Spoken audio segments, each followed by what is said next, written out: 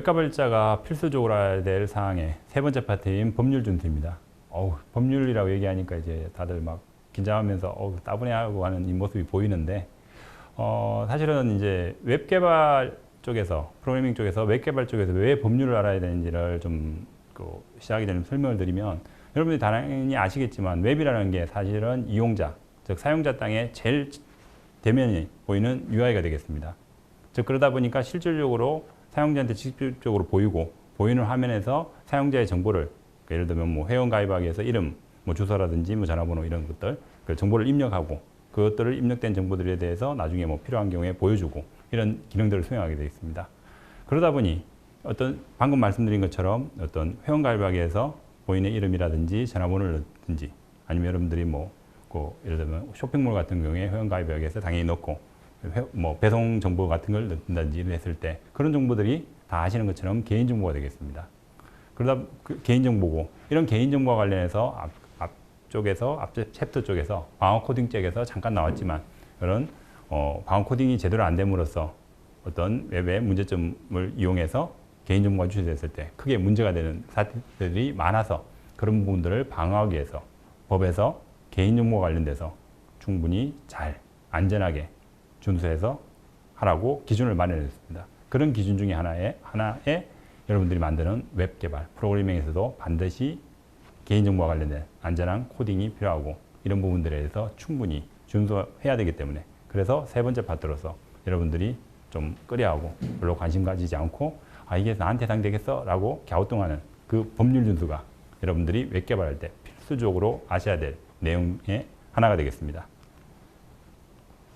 자, 그러면 법률 준수라는 내용에 들어가기 전에 살짝 퀴즈를 또 내봤습니다. 퀴즈 내면 별로, 문제는 사실은 저도 학생 때 그랬지만 별로 좋아하지 않는데, 문제 내는 부분에서 그래도 쉬우니까, 답이 어떤 채점을 하는 문제가 아니기 때문에 간단하게 보면, 여러분들 홈페이지 개발 담당하는 어떤 이제 개발자라고 얘기해도 되고 팀장이라고 얘기해도 되고 어쨌든 하는데, 말씀드린 것처럼 이제 홈페이지에서 회원 가입을 하기 위해서, 회원 가입하게 되면 이 회원이 중복이 발생하면 안 되겠죠. 그래서 회원의 값을 고유하게, 이 유니크한 회원이다라는 걸 식별하기 위한 값으로서 제시되는 값 중에서 어느 게 가장 좋을까요? 전화번호, 이름, 주소, 주민등록번호. 잘 아시겠죠? 역시 답은 물음표입니다. 물음표라고 표시한 이유는, 사실은 위 값들 중에서 유니크한 값이라고 얘기할 수 있는 것은 당연히 아시는 것처럼 주민번호가 되겠습니다. 국내 국민들에 대해서 유니크하게 하나씩만 보여드리는 주민번호. 전화번호 같은 경우에는 당연하겠지만 중복도 발생하고, 이름 같은 경우에도 역시 당연히 중복이 발생하고, 주소는 더 중복이 많이 발생되는. 그래서 사실 유니크한 값으로 쓰기에는 주민등록번호가 되게 좋고, 사실 최근에는 그렇지 않지만 한 5, 6년 전 아니면 10년 전 홈페이지들 아니면 온라인 쇼핑몰 개발할 때만 해도 사실 주민번호를 받아도 주민번호로 키 값으로 쓰는 경우가 굉장히 많았습니다. 근데 앞서 시작하기 전에, 법률 시작하기 전에 말씀드렸죠. 어떤 개인정보의 중요성 때문에 최근에는 이런 주민등록번호가 법적으로 실제 사용 못하게 되겠습니다. 그러니까 어떤 법적 근거에 의해서 사용할 수 있는 경우를 제외하고는 주민번호를 이용해서 어떤 회원가입, 앞서 말씀드린 회원가입 페이지 같은 경우에는 주민번호를 이용해서 사용하지 못하게 되어 있기 때문에, 그래서 답을 물음표로 했습니다. 요걸 말씀드린 이유는 뭐냐면, 앞서 말씀드린 대로 법률에서 기존에 당연시 되던 부분들이 최근에 이런 법에 의해서 제약사항들이 발생한다는 거 이해하시고, 이게 사실은 큰 규모의 대규모의 프로젝트가 이루어질 경우에는 PM이나 아니면 사업 설계하는 쪽에서 충분히 검토를 하겠지만, 여러분들이 조금 경력이 되시거나 아니면 소규모 프로젝트에 들어가실 경우에 여러분들이 PM으로서 아니면 기능 설계자로서 업무를 할 때 이런 부분들에 대해서 인지를 안 하시거나 간과하실 경우에 거꾸로 큰 문제가 발생할 수 있다는 그런 부분 잘 이해하시고, 이번 챕터에 대해서도 좀 관심을 가지고 잘 들어주시기 바랍니다. 그래서 법률 준수라는 게 어떤 건지를 좀 알아보면, 법률 준수란 당연한 얘기지만 법에서 요구하는 어떤 필수적으로 사항을 준수하는 것입니다. 관련해서 이제 말씀드린 대로 웹페이지가 프론트 단에서 이용자한테 직접적으로 보이는 부분이다 보니까 웹페이지를 개발할 때 특히 개인정보와 관련된 이런 부분들에 대해서 필수적으로 잘 고려하셔야 된다는 거. 이런 개인정보와 관련된 부분에서는 대표적인 게 개인정보보호법이라든지 축약해서 뭐 정보통신망법이라고 하는데 정보통신망 이용 촉진 및 정보보호 등에 관한 법률 이런 여러 가지 그 외에도 기타 다른 법률들도 있습니다. 이런 법률들을 대해서 잘 준수해야 되고 말씀드린 대로 웹페이지 개발 시 이런 개인정보를 뭐 취급이라고 하는데 어쨌든 개인정보를 입력받고 이런 걸 뭐 이용해서 표시하거나 이렇게 할 때 이런 앞서 말씀드린 이런 법에서 요구하는 이런 사항들에 대해서 여러분들이 잘 인지하시고 충분히 적절하게 잘 준수하셔야 된다는 거. 그게 바로 법률 준수에서 요구하는 사항이 되겠습니다. 자, 그렇다면 법률 준수가 왜 중요한지에 대한 중요성에 대해서 좀 알아보도록 하겠습니다. 먼저 첫 번째는 당연한 얘기지만 미준수할 경우에, 즉 법을 준수하지 않을 경우에 법적 처벌 대상이 된다는 점입니다. 특히나 개인정보와 관련해서는. 뭐 사례로서 좀 얘기를 드리면 이제 뭐 마트 쪽입니다. 이런 개인정보를 유출해서 관련해서 손해배상 소송에서 약 인당 한 5만 원에서 30만 원 정도 배상을 하라는 판결이 있었습니다. 또 다른 뭐 얘기긴 한데 다른 또 역시 쇼핑몰에서는 어쨌든 개인정보가 어쨌든 유출되었습니다. 앞서 말씀드린 여러 가지 뭐 그 방어 코딩이 위협하거나 뭐 이런 이유들에 의해서 밑줄에서 관련해서 45억이라는 과징금을 받았습니다. 그리고 두 번째 법률적으로 왜 중요한지에 대해서는 사실 뭐 정신적 피해도 발생할 수 있다는 거. 즉 뭐냐면 여러분들이 그 충분한 고려를 하지 않아서 이런 이렇게 법률적인 부분에 대한 충분한 고려를 하지 않아서 개인정보가 유출될 경우에 거꾸로 당사자들이나 이런 쪽에 어떤 이제 정신적 피해도 발생될 수 있고 있다는 점이 있고 관련해서 이제 이게 이제 뭐 앞에 말씀드린 것처럼 뭐 법적 처벌을 받고 이제 어떤 피해가 발생했다는 거 이렇게 얘기 드리니까 조금 잘 안 듣는데 이걸 좀 더 잘 와닿기 위해서 좀 어떤 예를 들어서 설명을 해보면 여러분들이 만든 아니면 회사에서 운영하고 있는 홈페이지 쪽에서 어떤 이런 개인정보가 유출됐을 때 그 피해가 어느 정도 되는지를 간략하게 좀 상상을 해보도록 하겠습니다. 대략적으로 한 1000건 정도 개인정보가 앞서 말씀드린 뭐 방어 코딩이 미흡하든지 어떤 이유에 의해서 유출이 됐을 때 어떤 일이 벌어질지를 약간 좀 뭐 교육이다 보니까 조금 극단적인 예로 드는 부분이긴 하지만 설명을 드려보면 먼저 첫 번째 법적 처벌, 그러니까 이게 개인정보와 관련해서는 문제가 발생하지 않도록 법에서 잘 지키라고 되어 있고 그거에 대해서 준수를 안 해서 발생했기 때문에 당연히 첫 번째 법에 의한 처벌을 받게 되겠습니다. 관련해서 기준으로서는 뭐 벌칙으로서 2천만 원 또는 아니면 2년 이하의 징역뿐만 아니라 매출액의 3%. 즉 뭐냐면 뭐 어떤 회사에서 이제 유출이 됐다 했을 경우에 그 회사가 연간 매출이 100억이라 그러면 한 3억 정도.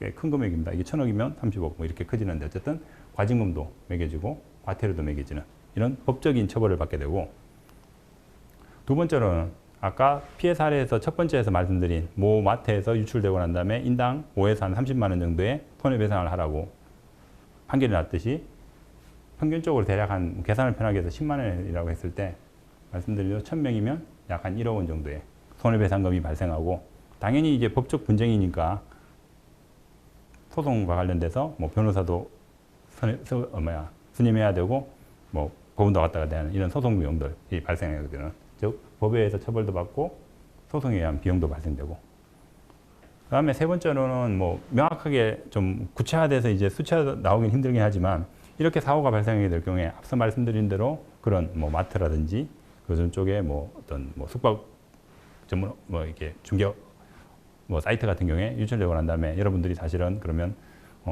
이용하기가 좀 꺼려지게 되죠. 즉 뭐냐면 고객의 이탈 아니면 기업의 이미지 등이 나빠져서 이런 걸 개선하기 위해서 상당수의 추가 비용.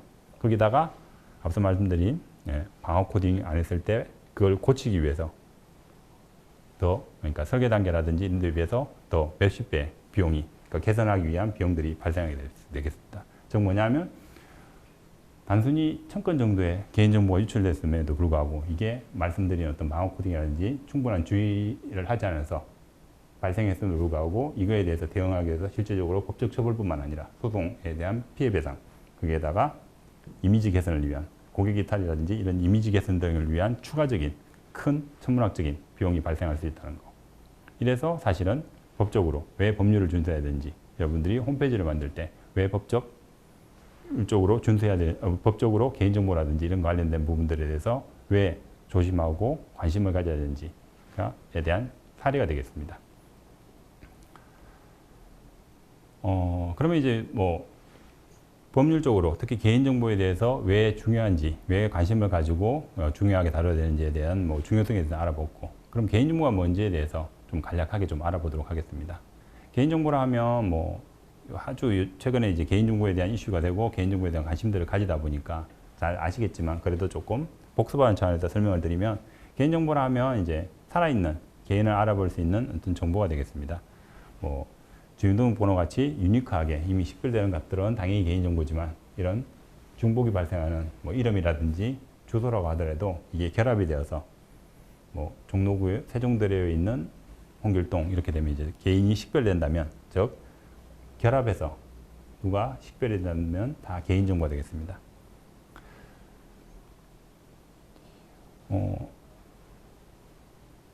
그 말씀드린 대로 결합을 해서 개인이 식별될 수 있다. 이 말에 설명을 드리는 이유는 다른 게 아니라, 여러분들이 이제 뭐 이제 제가 이제 뭐 현업에서 일을 하거나 아니면 일반적으로 개인 정보와 관련돼서 이제 뭐 교육들을 많이 받거나 아니면 프로그램을 하는 분들에 대해서 이제 인터뷰를 해보면은 상당수 분들이 당연하게 주민번호라든지 뭐 운전면허 번호라든지 뭐 이런 부분들은 이제 개인정보를 인지를 하는데, 예를 들면 회원의 이름이라든지 회원의 뭐 전화번호 이런 부분들이 있을 경우에 이걸 이제 개인정보로 잘 인지를 안 하는 경우들이 많습니다. 근데 사실은 개인정보를 해석을 하려면 이제 요 요소 때문에 개인정보가 사실은 굉장히 포괄적이 되겠습니다. 그러니까 단순하게 예를 들면 전화번호만 있다 해서 그 전화번호가 이제 개인정보가 아닌 것처럼 보일 수도 있지만, 그 전화번호가 어디에 위치했느냐에 따라서 이게 다 충분히 개인정보가 될 수 있다는 거 잘 기억해 주시기 바랍니다. 그 사례로서 대표적인 예가 이제 이 부분이 되겠는데, 2013년도에 이제 대전에서 지법에서 판단된 예가 되겠습니다. 휴대전화번호 뒤에 4자리, 이게 실제 그 법원에서 개인정보로 판결된 사례가 되겠습니다. 사실은 휴대번호 뒤에 4자리라 그러면 예를 들면 뭐 000에서 빵빵빵빵 이래서 99999 이렇게 되는데, 이게 앞에 국에 따라서 당연히 틀려지는데 개인정보가 아닐 것 같긴 한데, 요게 이제 사실은 나왔던 케이스가 설명에서 보이는 것처럼 4자리만 가지고는 누군지는 사실 식별할 수 있는 경우가 어려운데, 4자리만 가지고도 식별할 수 있는 경우가 있어서, 그 얘기는 뭐냐면 그 전화번호를 사용하는 사람과 어떤 일정 관계가 있는 사람들 사이에서는 이게 식별이 될 수 있기 때문에, 물론 이제 요 법에서 사실은 그 법원에서 판결된 케이스는 어떤 특정 조건이 있었습니다. 그 조건에서 4자리다 보니 그렇겠는데, 요 사례를 말씀드리는 이유는 뭐냐 하면, 이런 식으로 여러분들이 그냥 놓치는 단순한 값들이 다 개인정보가 될 수 있다는 거를 인지해 주시고, 이 말씀을 드리는 이유가 뭐냐 하면, 여러분들이 이제 그 웹을 개발하거나 개발을 하실 때 이제 뭐 최근에 이제 소속되어 있는 기관들이나 아니면 여러 쪽에서 개인정보의 중요성에 대해서 교육을 많이 받다 보니까 나름 이제 그 관련해서 조심해서 이제 프로그래밍 하거나 이렇게 전시하지만, 그 범위가 여러분들이 인지하시는 예를 들면 뭐 유니크하게 식별되는 주민번호라든지 아니면 뭐 전화번호 풀이라든지 10자리 전화번호 전체라든지 이런 식의 좀 이렇게 협의적으로 해석을 하시는 경우들이 되게 많습니다. 근데 여러분들이 실제적으로 프로그래밍 하시거나 하실 때는 그런 부분이 아니라 좀 폭넓게 웬만한 정보는 다 개인정보가 될 수 있다라는 관점에서 여러분들이 실질적으로 프로그래밍 하시고 코딩을 하시지 않으면 사실은 이런 식의 문제에 걸릴 수 있다는 거 잘 기억해 두시기 바랍니다. 이런 개인정보와 관련해서 개인정보법에서 뭐 다루는 주요 내용에 대해서 좀 간략하게 살펴보면, 뭐 크게는 이제 개인정보에 대해서 개인정보를 어떤 식으로 보호해야 된다. 법에서는 이제 개인정보 보호에 대한 원칙이라든지 권리 이런 부분들에 얘기가 있고, 그 다음에 개인정보를 처리하는 각 단계별로 어떻게 해야 된다. 그 다음에 안전하게 어떻게 관리해야 된다. 뭐 권리 보장을 해야 된다. 이렇게 나오는데, 여러분들이 실질적으로 코딩할 때 주로 해당되는 내용은 이렇게라고 보시면 될 것 같습니다. 각 처리 단계별로. 즉 뭐냐면, 예를 들면 홈페이지를 회원가입이라고 기준을 한다면, 홈페이지 회원가입할 때, 즉 회원정보를 수집할 때 어떤 식으로 안전하게 잘해야 되는지, 그걸 저장하고 이용할 때 어떻게 해야 되는지, 이게 이제 회원이 탈퇴했을 때 파기를 어떻게 해야 되는지, 이런 부분들. 그 다음에 말씀드린 대로 주민번호라든지 이런 부분들을 어떻게 잘 처리해야 되는지, 그리고 그런 부분들에 대해서 DB에 저장하고 뭐 정보를 다른 쪽으로 전송하거나 할 때 어떤 식으로 잘해야 되는지, 즉 개인정보와 관련해서 여러분들이 각 처리 단계별로 준수해야 될 사항에 대해서 좀 인지를 하시고 안전하게 어떻게 관리해야 되는, 즉 개인정보보호법에서 다루는 큰 영역 중에서 처리 단계별로의 의무사항과 안전한 관리 쪽에서의 어떤 사항들이 있는지를 좀 관심을 가지시고 그런 부분과 관련해서 여러분들이 실질적으로 코딩을 하실 때 잘 반영을 하셔야 된다는 거 잘 기억하시기 바랍니다. 예.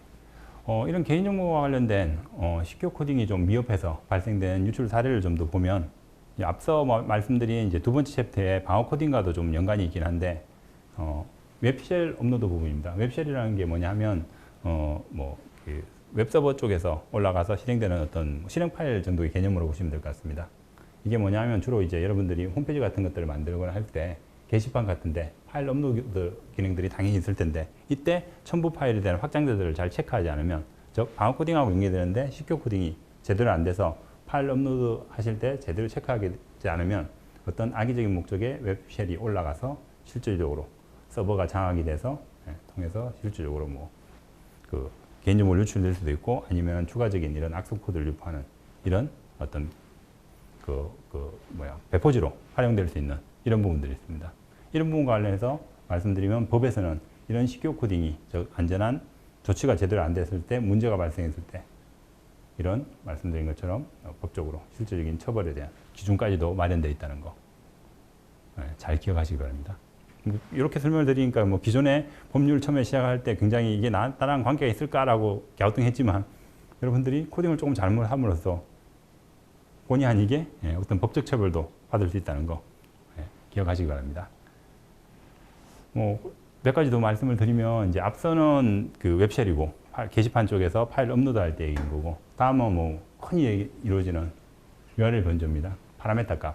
이제 여러분들 웹 쪽에서 입력 값들에 대해서 get 방식으로 URL에 파라메타를 붙여 보내거나 아니면 포스트 방식으로 아래 인자 쪽에서 값을 넘길 때 그 파라메타 값들에 대해서 여러분들이 이제 서버 쪽에서 방어 코딩에서 그 파라메타 값이 내가 원하는 정상 파라메타가 아니라 예를 들면 회원 가입할 때 이름 항목 쪽에서는 이름이 올 거라 생각했는데 이름이 아닌 실제로 쿼리 문장이 온다든지 이런 예외적인 사항을 충분히 고려하지 않았을 때 악성 해커들이 그런 값들을 조작을 해서 실질적으로 서버가 비정상적으로 작동하게 만들 수 있다는 거 기억하시고 이런 거 관련돼서 이런 이제 파라미터 변조에 대해서 충분히 대응하지 않아서 발생했던 사고들이 있고 관련해서 그런 부분이 안 이루어졌을 때 역시 마찬가지로 법적 처벌을 받을 수 있다는 거 기억하시기 바랍니다.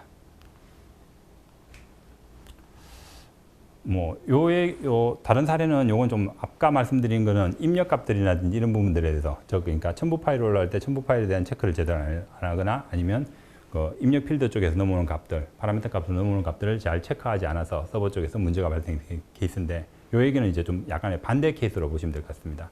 여러분들이 홈페이지 운영하는 관리자인데 홈페이지 쪽에서 어떤 정보들을 표현하거나 할 때 그런 관련된 게시 문서들을 이렇게 개인정보가 포함된 문서들을 게시해버려서 실제로 개인정보가 유출되고 마찬가지 어떤 이런 식의 첨부 파일, 그러니까 위지 파일이라든지 아니면 각종 이런 파일들, 저 개인정보가 포함된 파일들을 그러니까 부주의하게 그 공지사항이나 이런 거에 노출함으로써 개인정보가 노출되는 이런 부분들도 관련해서도 실질적으로 이제 그럼 홈페이지를 만드실 때 이런 첨부 파일들이나 이런 부분들에 대해서 어떤 이제 마스킹이 돼서 그러니까 개인정보가 식별이 안 되도록 이렇게 마스킹에 대해서 표현을 한다든지 이미지 파일 같은 경우에 이미지 파일을 흐리게 만든다든지 이런 식의 어떤 추가적인 조치를 통해서 유출이 되지 않도록 여러분들이 잘 조심하셔야 되는 부분이 되겠습니다.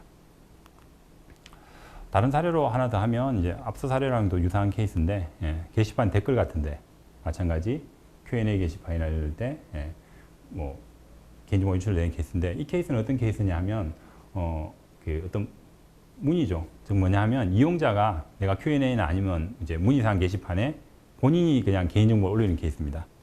이게 사실은 이용자가 올렸는데 내가 무슨 잘못이냐라고 얘기할 수 있겠지만 그렇진 않습니다.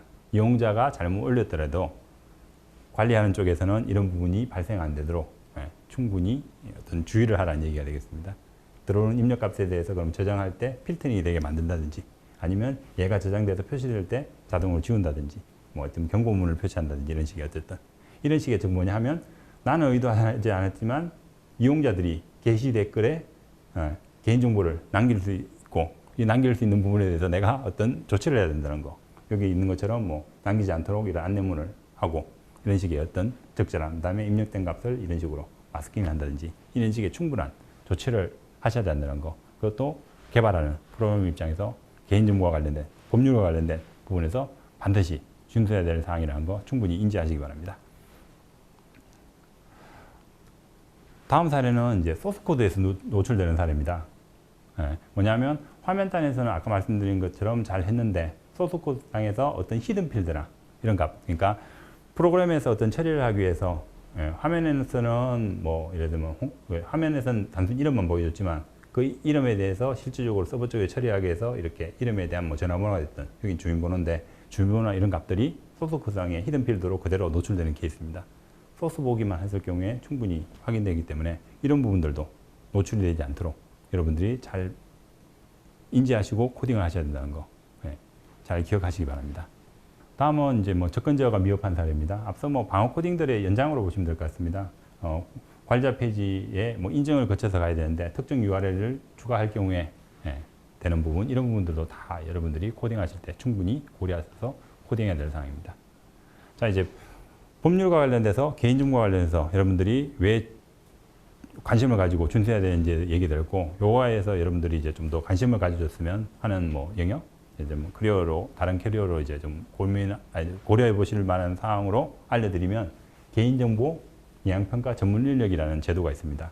뭐 약자로 저희들이 현업에서는 PIA라고 얘기를 하는데 개인정보 영향평가 전문 인력이 어떤 거냐 하면 역시 마찬가지입니다. 아까 뭐 감리도 그렇고 소스코드 보안약점 진단도 그렇고 공공기관이 대상인데 요 부분도 마찬가지 공공기관입니다. 공공기관에서 일정 부분 이상 개인정보를 다루는 예를 들면 회원가입을 하는 홈페이지 일정 규모 이상에 만들 경우에는 반드시 개인정보 영향평가를 하게 됐고 그때 이 전문 인력이 투입돼서 하도록 되어 있습니다. 관련된 기준들은 뭐 이렇고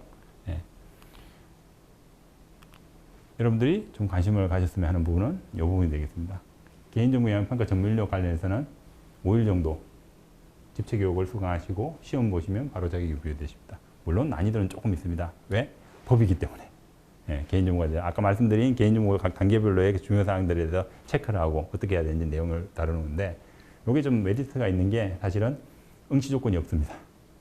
특별한 사실 조건이 없기 때문에 신청하시면 되고 개인정보 종합 포털 사이트 쪽에서 확인하셔서 신청하셔서 관심 있으시면 해보시면 뭐 자격을 따시면 나중에 뭐 어떤 식으로는 도움이 되겠지만 그게 아니더라도 여러분들이 왜 프로그램을 개발할 때 특히 웹 페이지를 개발할 때 왜 개인정보를 봐야 되고 어떤 부분들을 중점적으로 봐야 되는지에 대해서 이런 공부를 하신다면 충분히 도움이 되실 거라고 생각합니다. 네, 이상으로 IT 트렌드에 따라서 여러분들이 웹페이지를 개발할 때 필수적으로 고려할 사항에 대해서 첫 번째 탭에 대해서는 문서, 두 번째에 대해서는 방어 코딩, 세 번째는 법률 준수와 관련해서 각각 챕터에 나눠서 알아보았습니다. 이상입니다. 감사합니다.